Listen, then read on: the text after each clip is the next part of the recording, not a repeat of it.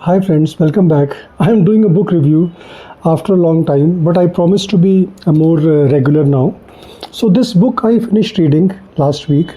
This is Raj Khosla's Authorized Biography by Amborish Roy Chaudhary, the writer, and along with him there are two co-writers, Anita Khosla and Uma Khosla Kapur. So these are two daughters of Raj Khosla. So let's get started. I enjoyed reading the book because I love reading the history of Hindi films.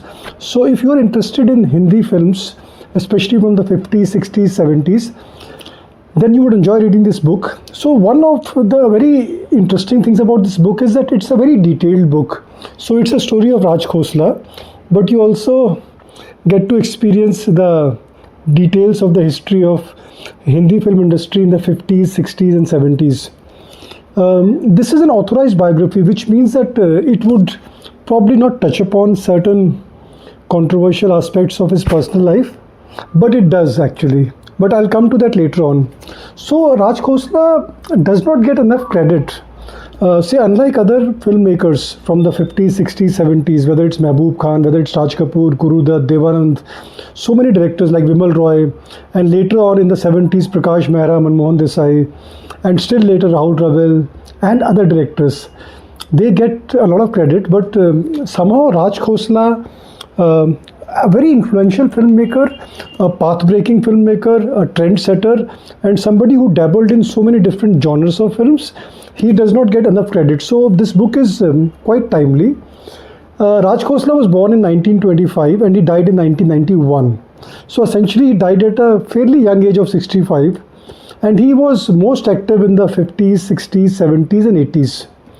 But his peak, if one can say that, was in the 50s, 60s and 70s. So I got a phone call, so I'm back now. So Raj Khosla began his career in the 50s. He was born in 1925 in Punjab, but his father was working in railways and his father got transferred to Bombay when Raj Khosla was very young. So Raj Khosla did his schooling and college in Bombay. And he lived in Khosla Niwas in Matunga, which there's a context for that which I'll come to later on. So it was Khosla Niwas and it was an extended family with his father, Mr. Atmaram Khosla, being the patriarch of the family. So coming back to Raj Khosla, he wanted to be a singer. He was inspired by Kundan Lal Sehgal, and he trained in music. He learned classical music. He had interest in theatres and drama, and he was very keen to become a singer. And he tried his best to become a singer. He actually also struggled, and he sang some songs also, which are mentioned in the book. But anyway, to cut a long story short, he was trying to figure out what to do. And Raj Khosla also was a good student academically. So his family had expectations from him that he would probably go into academics or do something which some kind of a conventional career, but that did not happen. So he was very much keen on films, and he ended up working with Guru Dutt and Devanand in the early part of his career. He got a break with Guru Dutt, and he assisted Guru Dutt, and he calls him, throughout the book there's a refrain that Guru Dutt was his first guru. So he directed his first film sometime in 1954, which is not talked about much. It's a movie called Milap. But his big breakthrough was in 1955, a movie produced by Guru Dutt, a movie called CID, which had Devanand in the lead. It was a big hit, great music, great storyline. It showed Bombay beautifully. So from there his career took off, and then he made a series of films. He initially worked with Guru Dutt, then Devanand asked him to direct some films for him. So he ended up making films for Devanand. He directed Devanand in Solwa Saal, which has got some very beautiful music and songs by Hemant Kumar. He also made a very unusual movie called Bambai Ka Babu, which you need to see probably to figure out, like, he experimented a lot with storylines. It's a unique film. It had Suchitra Sen, who was a reigning Bengali superstar who did her Hindi film. After Devdas, she did Bambai Ka Babu. So he was making films initially with Guru Dutt, later on with Devanand. Then he branched out on his own. He wanted to make films independently. And in the 60s, he directed a series of what can be called suspense thrillers. The biggest was Wo Kaun Thi, and then there were others like Anita, Mera Saya, and the likes. So he was experimenting a lot with films. And one of the key highlights of his filmmaking was that music was very good, because he himself was a aspiring singer and he had a good knowledge of music. So throughout the book, that's a constant refrain that he was very involved in the music, and you can see the films and you can see for yourself that he was very involved in his film's music. Other thing about him was that he was very much inspired to show his actresses, the leading actress, in the most beautiful, most interesting way, which was not the norm in Hindi films. So when you think of his films, you would always think of the leading actress. So when you think of Wo Kaun Thi, you would think probably more of Sadhna than Manoj Kumar. When you think of Wo Kaun Thi, you would think of music by the inimitable Madan Mohan, and that song Lag Ja Gale. Interestingly, that song almost did not happen. So the entire story about that song is there. Even after the song was recorded, Raj Khosla was not keen to retain it in the film and the record, but I think better sense prevailed. So today the movie probably is not so well known, but the song is literally top of the charts even today. Anyway, his success was, he made successful films, and typically Hindi films are ups and downs. So no matter how many successful films you make, if you make a flop, you are down in the dumps. Sometime in the late 60s, Raj Khosla was looking to recoup some of the losses that his last film had made. So he signed up Rajesh Khanna, who was not a superstar at that time, for a movie called Do Raste. And that movie, actually, when it released, it cemented the stardom of Rajesh Khanna. It was a blockbuster. It was such a big hit that Raj Khosla did not have to worry about money in the 70s, and he made many movies. Do Raste also was interesting because that's the time when a young Mahesh Bhatt joined Guru Dutt. So Mahesh Bhatt was at that time 19-year-old, and he had no idea what to do with his life. He ended up in Mehboob Studios, where Raj Khosla's office was, and he walked into Raj Khosla's room and asked for a job. So Raj Khosla asked him, "Do you know anything about filmmaking?" Mahesh Bhatt said, "No, I know nothing about filmmaking." So Raj Khosla replied, "That's great. Zero is a good place to start."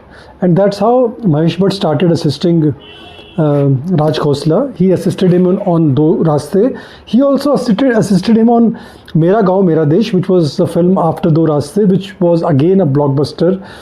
So Do Raste was a very successful film. In fact, in Do Raste, there is a tribute to Kundan Lal Sehgal in the song Ek Bangla Bane Nyara.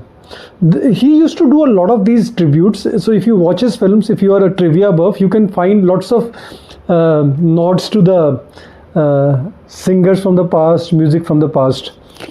I like the fact that there's a lot of detail in this book, because there is so much of behind the scenes things that's there. Like, for example, Guide movie, when it was being made in the 60s, and it's a landmark film, not many people know that it is considered by many to be Vijay Anand's best movie, but Devanand had asked Raj Khosla to direct it, and Raj Khosla had said yes. It so happened that Guide was being made in two languages, English and Hindi. English version was done by a Hollywood director, and Hindi version was initially done by Chetan Anand. And Chetan Anand actually did not like the idea of two films being shot simultaneously, and he did not get along with the Hollywood crew. So he decided to make his own film, which was Hakikat, a war movie, and he politely said no to Devanand. So Devanand actually at that time thought of Raj Khosla, because they were really close friends, and Raj Khosla immediately said yes.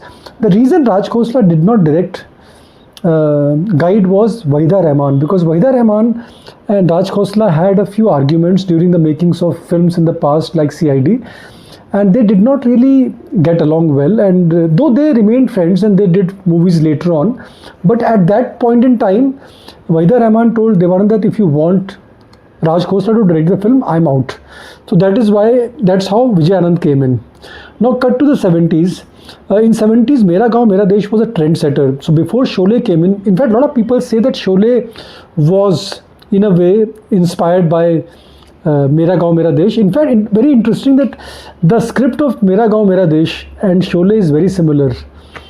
Anyway, Mera Gaon Mera Desh was a trend-setting movie, and it was shot in Udaipur, on the outskirts of Udaipur. That's a location that Raj Khosla loved. So the villagers of Udaipur, there's a village near Udaipur where his earlier movie was also shot, which was Anita and Wo Kaun Thi, Mera Gaon Mera Desh, and later on other movies too. So those villagers had a warm, loving affection for Raj Khosla, and Raj Khosla actually discovered Udaipur and the surrounding areas for the Hindi film industry. 70s also, Raj Khosla had a bigger setup. His brother was also working with him. He had many assistants. He started producing films for his assistants also. There's a movie called Do Chor. Do Chor had a Rajesh Khanna, and it was made in 1972, which Raj Khosla produced.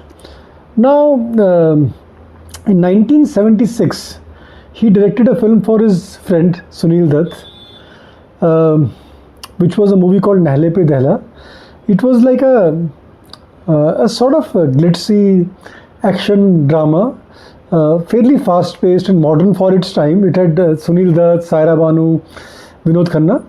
Not many people remember it today, but that movie was made with only one purpose, that Sunil Dutt was in trouble. His production house Ajanta Arts had made losses because he had made films like Reshma or Shera, which had flopped, and he wanted to recover some of the losses. So he wanted to make an out-and-out commercial film, and he thought the best person to make a commercial film was Raj Khosla. So Raj Khosla made Nahle Pe Dehla, and just before that he made Sharif Badmash for Devanand. Sharif Badmash is a film which is largely forgotten, but Shriram Raghavan, who has made films like Johnny Gaddar and Andhadhun, he says that Sharif Badmash is one of his guilty pleasures. He loved watching Sharif Badmash. He thinks that it's one of those underrated gems from the 70s.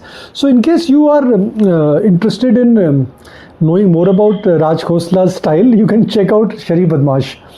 After Nahle Pe Dehla, Raj Khosla made a film which was a big hit, Main Tulsi Tere Aangan Ki. It was also a deeply personal film because his personal life was reflected in the film. So the film, probably you would have seen the songs and you probably would have seen the film. And as the title says, Main Tulsi Tere Aangan Ki, it was about the other woman. So there is a couple, and then there is the other woman who actually the man is in love with. The main character was played by Vijay Anand. He played the main role. The film was a big hit. The music was a blockbuster. Lakshmikant Pyarelal and Raj Khosla started their partnership with Do Raaste, and after that there was no looking back. So there was Do Raaste, there was Mera Gaon Mera Desh, and a whole lot of other movies, including Main Tulsi Tere Aangan Ki. Main Tulsi Tere Aangan Ki also has a song which was sung by Lata Mangeshkar and Asha Bhosle. A beautiful song, Chhap Tilak. If you have not heard it, you please check it out on YouTube. Anyway, Raj Khosla, one more thing that comes out in this book about Raj Khosla is that he was fairly chilled out, guys. He was, even when he was producing a film, he would be always having fun, and he would tell people ki aaj shoot nahi karte, which is very rare for a director. So he would want to take a chutti, he would want to pack up early, he would want to enjoy life, have a party. So he did all those things. Now, when the going is good, this is fine, right? When you're making hit films after hit films, but this habit of his that he would love to have fun, he would go on a picnic, he would pack up early, he probably someday would not even shoot, so it would start giving him trouble in the 80s. But before we come to 80s, there is one movie that he did which was Dostana for Yash Johar. So there's an entire story there. Dostana had Amitabh Bachchan and Shatrughan Sinha. It was Yash Johar's first film under his banners, Dharma Productions. Dharma is a very big production house now, but that was a start in 1981. Amitabh Bachchan, Shatrughan Sinha, Zeenat Aman, fairly 80s kind of movie, released in 81, a blockbuster. Probably the last bona fide blockbuster of Raj Khosla was Dostana. After that he made Sunny, which had Sunny Deol, a very good movie which had music by R.D. Burman, which people even today also remember. You should check it out because it had some interesting songs. It was beautifully shot movie. It had Dharmendra actually playing Sunny Deol's father. It was supposed to be Sunny Deol's first film, but that did not happen. Betab came first. So anyway, there's a lot of stuff in this book. I mean, I enjoyed reading it. So if you're interested, you probably can check it out. I am very happy that there are more and more books coming on Hindi film industry. So that's a good thing. And I can probably talk more, but I think this review has become very long. And I promise I'll be posting reviews regularly now. So thank you very much for watching, and I'll see you again soon. Thank you.